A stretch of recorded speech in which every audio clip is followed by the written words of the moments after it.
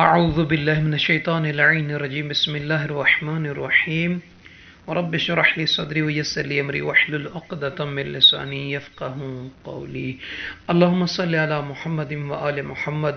سامعین عزیز مومن مومنہ، دعا ہے پروردگار عالم تمام ان بیٹیوں اور بیٹوں کے خداوند عالم مقدر نصیب جگائے کہ جن کی اب تک شادی نہیں ہوئی اور جن کے والدین، جن کے عزیز و اقارب، بہنیں، بھائی پریشان حال ہیں، خداوند عالم ان کی پریشانیوں کو، دکھ تکالیف کو دور کرے، آمین یا رب العالمین. تو سامعین عزیز مومنین مومنات، اس ویڈیو میں خصوصاً ان برادران کے لیے، ان بہنوں کے لیے یہ ایک وظیفہ ہے، یہ ایک عمل ہے جو بیان کرنے چلے ہیں. اکثر لوگ پوچھتے ہیں کہ کوئی وظیفہ بتا دیں، کوئی تسبیح بتا دیں، کوئی نماز بتا دیں کہ جس کی وجہ سے ہماری شادی ہو جائے. کتنی عرصہ ہو گئے، اتنی مدت ہو گئی ہے کہ ہم تھک چکے ہیں، شادی نہیں ہو رہی. بعض تو یہاں تک بھی کہتے ہیں کہ عمر ڈھلتی جا رہی ہے، کوئی شادی کا وظیفہ بتائیں. تو سامعین عزیز مومنین مومنات، دیکھیں اللہ تعالیٰ سے بہترین اوقات ہیں دعا مانگنے کے. سب سے پہلی بات تو یہ کہ نمازوں کو پابندی وقت کے ساتھ ادا کریں اور نماز تہجد کا اہتمام کریں. یہ نماز تہجد ایک ایسا وقت ہے کہ اگر انسان خلوص دل کے ساتھ، صدق دل کے ساتھ خداوند عالم سے دعا مانگے تو یقیناً دعا قبول ہوتی ہے. اپنی زندگی کے کم از کم 20 سے 25 منٹ آپ خصوصاً نماز شب کے لیے نکال کر خدا کی بارگاہ میں کھڑے ہو جائیں. نماز کے بعد دعا مانگیں، پھر دیکھیں کہ آپ کی کون سی ایسی دعا ہے جو رد ہوتی ہے. یقیناً کوئی دعا رد نہیں ہوتی، قبول ہوتی ہے. یہ اوقات ایسے ہیں، یہ گھڑیاں ایسی ہیں. اور اس کے بعد 4 وظائف ہیں یہاں پہ.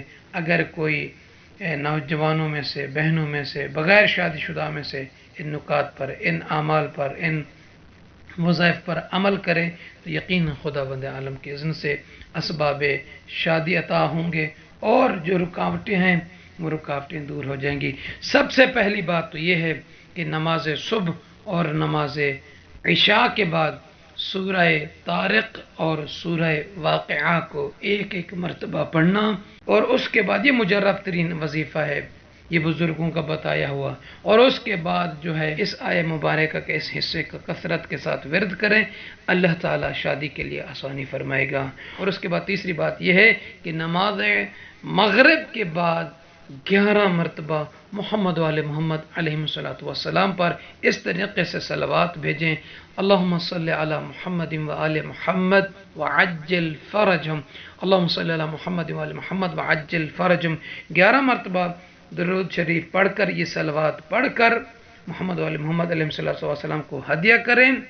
اور اس کے بعد دعا مانگیں. دعا مانگنے کے بعد تیسری بات یہ ہے کہ نماز مغربین کے بعد 11 مرتبہ محمد و آل محمد علیہ السلام پر درود بھیجیں، صلوات پڑھیں اس طریقے سے: اللہم صلی علی محمد و آل محمد وعجل فرجہم.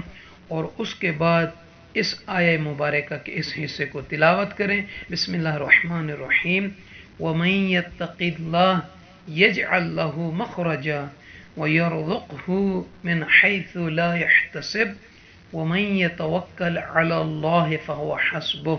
اس آیہ مبارکہ کو ایک مرتبہ پڑھ کر پھر دعا مانگیں خصوصاً شادی کی آسانی کے لیے.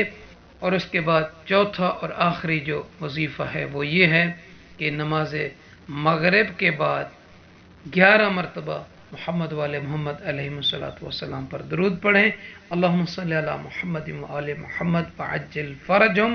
اور اس کے بعد اس اسم اعظم یا لطیف یا لطیف یا لطیف یا لطیف 100 مرتبہ، عدد کم نہ ہو عدد زیادہ نہ ہو، 100 مرتبہ پڑھ کر پھر اس کے بعد اپنی شادی کے لیے خداوند عالم سے خلوص نیت کے ساتھ گڑ گڑا کر دعا مانگیں کہ پروردگارا، میں تیرا بندہ ہوں، میں تیری بندی ہوں، میں تیری کنیز ہوں، میں تیرا غلام ہوں.